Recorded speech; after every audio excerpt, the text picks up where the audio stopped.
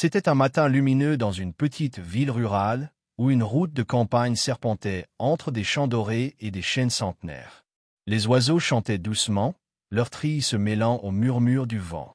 La lumière du soleil, chaude et dorée, dansait sur le bitume usé, illuminant un arrêt de bus isolé marqué par un panneau rouillé. Un petit bus scolaire jaune, légèrement défraîchi, s'arrêta dans un grincement de frein. La porte s'ouvrit avec un soupir métallique, révélant un intérieur sombre et silencieux. Une fillette blanche d'environ 7 ans, prénommée Lily, avançait d'un pas léger vers le bus.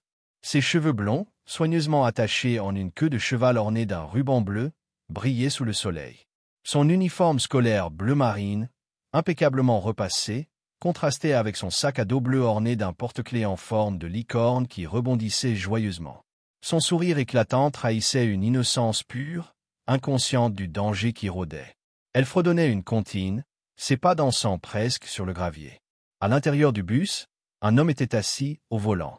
À première vue, il semblait ordinaire, un homme blanc d'une trentaine d'années, barbe noire taillée, vêtu d'une chemise grise froissée et d'une casquette de chauffeur usé.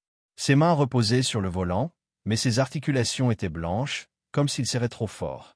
Son regard, froid et calculateur, suivait Lily avec une intensité inquiétante. Il n'y avait ni chaleur ni bienveillance dans ses yeux, juste une lueur prédatrice, presque imperceptible, mais qui trahissait ses intentions. Soudain, un cri perçant déchira la quiétude matinale. « Ne monte pas avec lui. Ce n'est pas un chauffeur, c'est un voleur. » Lily s'arrêta net, son pied suspendu au-dessus du gravier. Confuse, elle tourna la tête vers la source du cri. Surgissant d'un virage, un garçon noir d'environ 8 ans, prénommé Jamal, courait à perdre haleine. Ses pieds nus martelaient la terre, soulevant des nuages de poussière. Son débardeur jaune, déchiré au col, et son short gris en lambeaux flottaient autour de lui. La sueur coulait sur son visage, mêlée de panique et de détermination.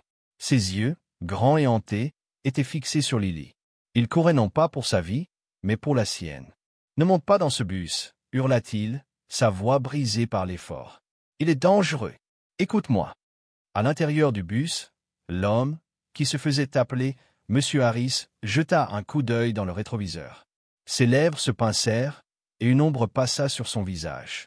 Sa main droite glissa discrètement vers le tableau de bord, où un clic métallique résonna une serrure, peut-être, ou quelque chose de plus sinistre. Lily, figée, cligna des yeux, son sourire s'effaçant.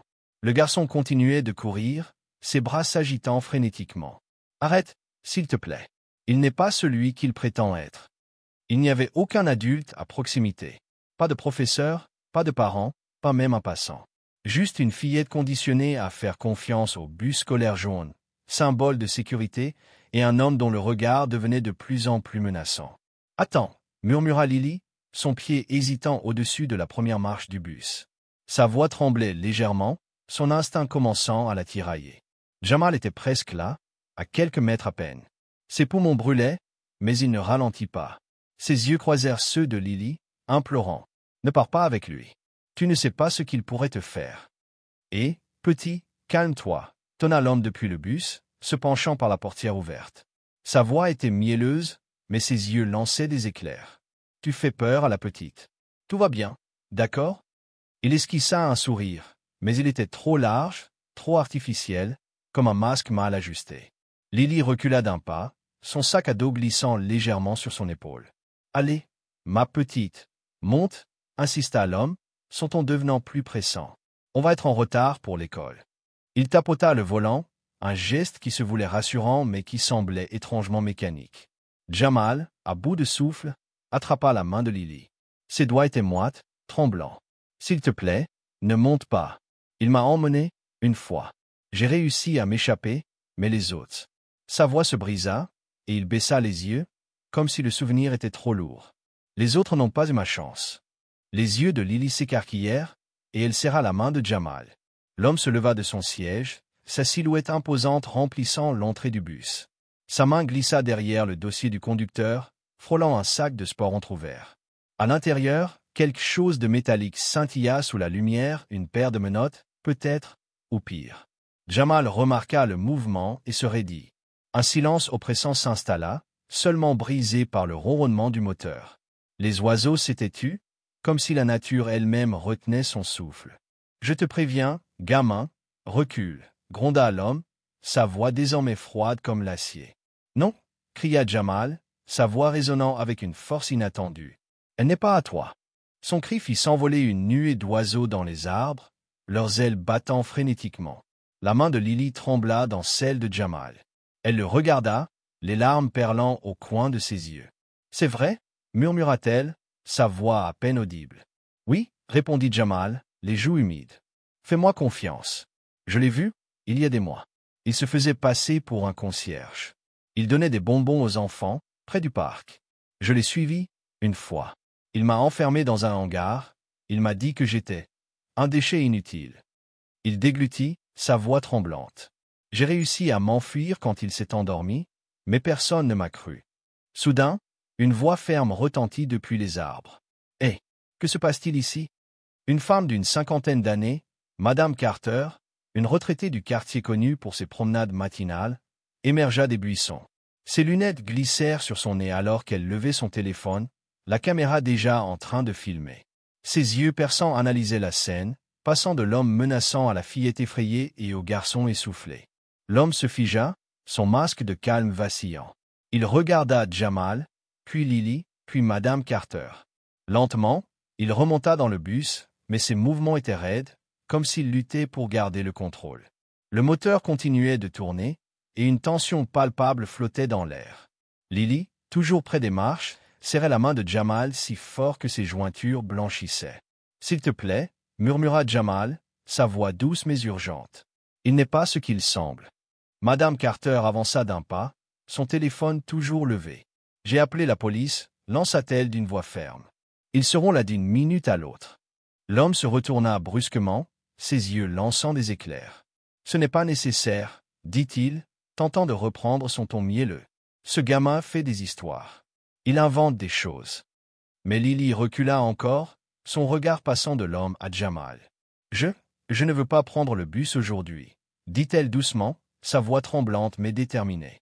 Le visage de l'homme se crispa, une lueur de rage traversant ses yeux. Il marmonna quelque chose d'inintelligible, claqua la portière du bus et appuya sur l'accélérateur. Les pneus crissèrent sur le gravier, et le bus s'éloigna à toute vitesse, laissant un nuage de poussière derrière lui. Quelques secondes plus tard, des sirènes retentirent au loin, se rapprochant rapidement. Lily fixait Jamal, encore secoué. « Tu m'as sauvé » murmura-t-elle, ses yeux brillants de larmes. Jamal ne répondit pas tout de suite. Son corps tremblait sous l'effet de l'adrénaline, et ses jambes cédèrent. Il s'effondra à genoux sur le chemin de terre, le souffle court. Lily s'accroupit près de lui, posant une main hésitante sur son épaule. « Pourquoi m'as-tu aidé » demanda-t-elle doucement. Il baissa les yeux, essuyant ses joues poussiéreuses. « Parce que personne ne m'a aidé » murmura-t-il. « Il m'a enlevé, il y a 6 mois, près d'un refuge pour sans-abri. J'avais faim, il m'a promis à manger. Mais il m'a enfermé dans un hangar, avec des cadenas sur la porte. Il m'a dit que personne ne me chercherait, que j'étais invisible. » Sa voix se brisa. « Je me suis échappé par une fenêtre cassée pendant qu'il dormait, ivre. Mais quand j'ai essayé de le dire à la police, ils ont cru que j'inventais. À cause de ça. » Il désigna ses vêtements déchirés, sa peau marquée par la vie dans la rue. Juste un gamin errant, pour eux. Madame Carter s'approcha, posant une main réconfortante sur son épaule. « Je te crois, mon garçon, » dit-elle avec fermeté. « Et maintenant, le monde entier te croira. J'ai tout filmé. » Quelques minutes plus tard, 2 voitures de police surgirent, suivies d'une camionnette de presse locale. Les parents de Lily arrivèrent en courant, le visage blême. Sa mère, les larmes aux yeux, serra sa fille dans ses bras, murmurant des remerciements incohérents. Puis elle se tourna vers Jamal, s'agenouillant pour être à sa hauteur. « Tu as sauvé notre fille. Tu es un héros. » Jamal secoua la tête, les yeux baissés. « Je ne suis pas un héros. Je voulais juste qu'elle soit en sécurité. » Mais Lily, serrant toujours sa main, murmura « Si, tu le es. » Les jours suivants furent un tourbillon. La police retrouva l'homme, identifié comme Robert Klein, un prédateur connu pour se faire passer pour des figures d'autorité, concierges, chauffeurs, même bénévoles dans des refuges. La plaque du bus était fausse, l'uniforme volé dans une école voisine, et le bus lui-même dérobé dans un dépôt abandonné. Dans son sac de sport, Les autorités trouvèrent des menottes, des sédatifs et un carnet rempli de photos d'enfants, des preuves glaçantes confirmant les dires de Jamal. Clean avait un casier judiciaire long comme le bras, mais il avait toujours réussi à disparaître avant d'être arrêté. Jusqu'à ce jour. La vidéo de Madame Carter devint virale sur les réseaux sociaux, partagée des milliers de fois sous le titre « Un garçon sans abri sauve une fillette d'un faux chauffeur de bus ». Les gros titres envahirent le pays, et les chaînes d'information nationales réclamèrent des interviews. Mais Jamal fuyait les caméras. Tout ce qu'il voulait, c'était un lit chaud, un repas sans crainte, et un endroit où il ne se sentirait plus invisible. Les parents de Lily, bouleversés par son courage, décidèrent de l'accueillir. Son père, un avocat local, demanda la garde temporaire, tandis que sa mère, enseignante, veillait à ce qu'il ait des vêtements neufs et un cartable pour l'école. Au début, Jamal restait méfiant. Il pliait soigneusement ses nouveaux vêtements, comme s'il craignait qu'on les lui reprenne. Il attendait que tout le monde soit servi à table avant de toucher à son assiette. Mais peu à peu, il se détendit. Un soir, alors qu'il jouait aux cartes avec Lily dans leur salon au mur tapissé de photos de famille, il murmura « Tu crois qu'on peut oublier d'où on vient ?» Lily, concentrée sur ses cartes, secoua la tête. « Non, mais on peut choisir où on va. » Les semaines passèrent. Jamal commença à appeler les parents de Lily « Monsieur » et « Madame ». Puis, un jour, dans un moment d'émotion, « Papa » et « Maman ». Ils ne le corrigèrent pas. Le jour où les papiers d'adoption furent signés, officialisant son appartenance à la famille, Jamal resta immobile dans la salle d'audience, les larmes roulant sur ses joues. Le juge, une femme aux lunettes épaisses, lui sourit. « Tu es chez toi, maintenant. » Ce soir-là, dans sa nouvelle chambre décorée avec des posters de super-héros, Lily lui tendit un petit bus scolaire en jouet, un clin d'œil malicieux à leur histoire. « Promets-moi quelque chose, » dit Jamal, faisant tourner le jouet entre ses doigts. « N'importe quoi, » répondit Lily, assise en tailleur sur le tapis. « Ne fais jamais confiance à quelqu'un juste parce qu'il porte un uniforme. » Il marqua une pause, puis ajouta avec un sourire timide. « Mais fais toujours confiance à ton cœur. » Le garçon, autrefois invisible, ignoré par un monde qui ne voyait en lui qu'un gamin des rues, était devenu un héros. Il avait sauvé une vie et, en retour, avait trouvé une famille, un foyer et une chance de recommencer. Cette histoire vous a ému? Likez, partagez et racontez-nous dans les commentaires d'où vous nous regardez. Votre soutien nous aide à partager des récits de courage, d'espoir et de résilience qui rappellent que chacun peut faire une différence. Restez bienveillants, restez curieux et rejoignez-nous pour d'autres histoires qui touchent le cœur. À bientôt. Les jours suivants furent un tourbillon. La police retrouva l'homme, identifié comme Robert Clean, un prédateur connu pour se faire passer pour des figures d'autorité, concierges, chauffeurs, même bénévoles dans des refuges. La plaque du bus était fausse, l'uniforme volé dans une école voisine, et le bus lui-même dérobé dans un dépôt abandonné. Dans son sac de sport, les autorités trouvèrent des menottes, des sédatifs et un carnet rempli de photos d'enfants, des preuves glaçantes confirmant les dires de Jamal. Clean avait un casier judiciaire long comme le bras, mais il avait toujours réussi à disparaître avant d'être arrêté. Jusqu'à ce jour. La vidéo de Madame Carter devint virale sur les réseaux sociaux, partagée des milliers de fois sous le titre « Un garçon sans abri sauve une fillette d'un faux chauffeur de bus ». Les gros titres envahirent le pays, et les chaînes d'information nationales réclamèrent des interviews.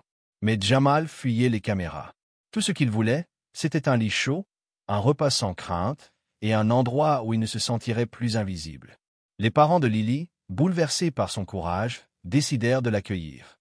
Son père, un avocat local, demanda la garde temporaire, tandis que sa mère, enseignante, veillait à ce qu'il ait des vêtements neufs et un cartable pour l'école. Au début, Jamal restait méfiant. Il pliait soigneusement ses nouveaux vêtements, comme s'il craignait qu'on les lui reprenne. Il attendait que tout le monde soit servi à table avant de toucher à son assiette. Mais peu à peu, il se détendit. Un soir, alors qu'il jouait aux cartes avec Lily dans leur salon au mur tapissé de photos de famille, il murmura « Tu crois qu'on peut oublier d'où on vient ?» Lily, concentrée sur ses cartes, secoua la tête. « Non, mais on peut choisir où on va. » Les semaines passèrent. Jamal commença à appeler les parents de Lily « Monsieur » et « Madame ». Puis, un jour, dans un moment d'émotion, « Papa » et « Maman ». Ils ne le corrigèrent pas. Le jour où les papiers d'adoption furent signés, officialisant son appartenance à la famille, Jamal resta immobile dans la salle d'audience, les larmes roulant sur ses joues. Le juge, une femme aux lunettes épaisses, lui sourit. « Tu es chez toi, maintenant. » Ce soir-là, dans sa nouvelle chambre décorée avec des posters de super-héros, Lily lui tendit un petit bus scolaire en jouet, un clin d'œil malicieux à leur histoire. « Promets-moi quelque chose, » dit Jamal, faisant tourner le jouet entre ses doigts. « N'importe quoi, » répondit Lily, assise en tailleur sur le tapis. « Ne fais jamais confiance à quelqu'un juste parce qu'il porte un uniforme. » Il marqua une pause, puis ajouta avec un sourire timide. « Mais fais toujours confiance à ton cœur. » Le garçon, autrefois invisible, ignoré par un monde qui ne voyait en lui qu'un gamin des rues, était devenu un héros. Il avait sauvé une vie et, en retour, avait trouvé une famille, un foyer et une chance de recommencer. Cette histoire vous a ému? Likez, partagez et racontez-nous dans les commentaires d'où vous nous regardez. Votre soutien nous aide à partager des récits de courage, d'espoir et de résilience qui rappellent que chacun peut faire une différence. Restez bienveillants, restez curieux et rejoignez-nous pour d'autres histoires qui touchent le cœur. À bientôt.